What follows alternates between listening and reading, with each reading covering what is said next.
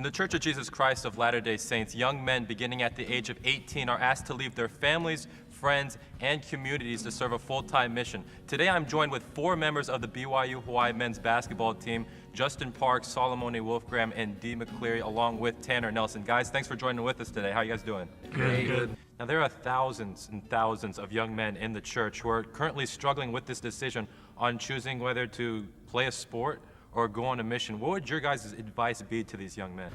Talking to a lot of the athletes, they voiced a lot of their gratitude for you and Sister Tanner coming out and supporting all of our teams here at BYU Hawaii. How much have you enjoyed seeing our Seasiders in action, and why is it so important for you and Sister Tanner to come out to these games?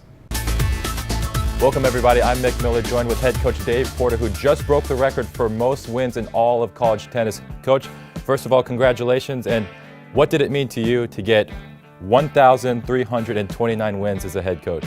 Thanks, Phil. Well, it's an 8-game losing streak for BYU Hawaii, and during this 8-game losing streak, the point differential is astronomical. -18 during this 8-game slide. Talking to head coach Gabe Roberts, he set the tone very explicitly in practice yesterday, saying, to win, we need to defend. Point Loma comes into this game shooting 44% from behind the arc, averaging 14 threes per game during a 3-game winning streak in which they beat HPU, Chaminade, and the University of Hawaii.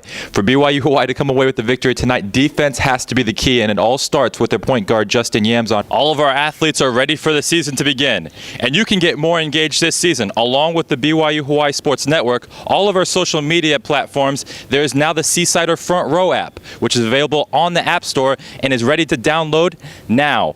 Our first women's soccer game will be on August 11th, so there's no better time to download this app and follow all of your Seasider sports teams. Reporting from the campus of Brigham Young University, Hawaii, I'm Myck Miller, BYU Hawaii Athletics. Lots of people have been talking about whether the Falcons lost it or if the Patriots won it. One thing I want to talk about right now real quick is the last drive by the Falcons in the regulation in the fourth quarter.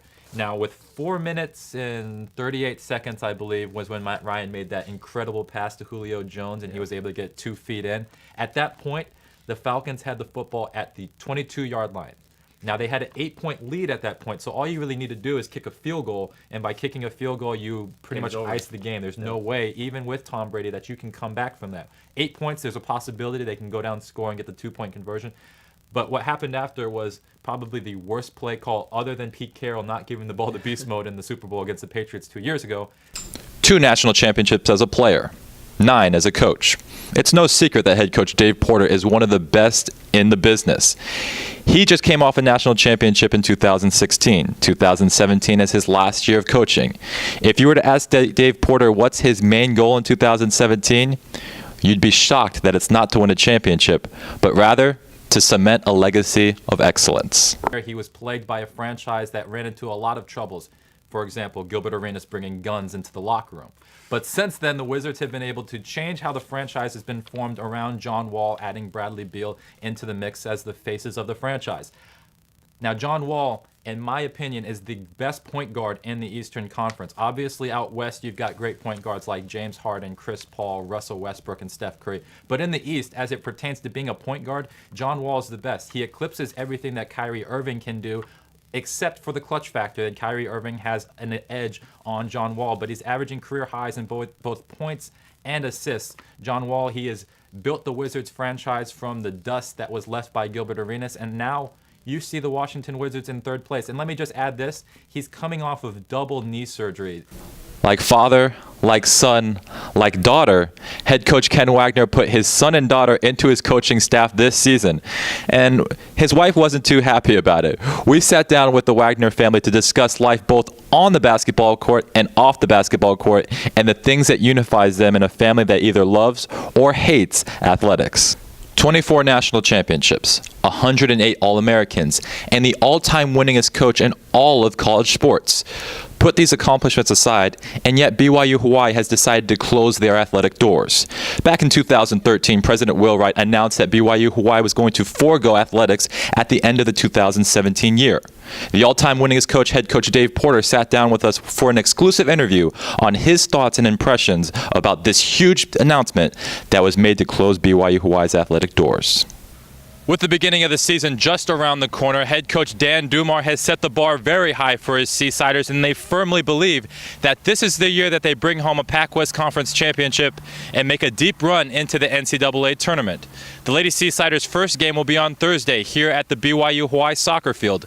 You can follow the game on the Seasider Front Row app, as well as a pregame and postgame show on Facebook Live.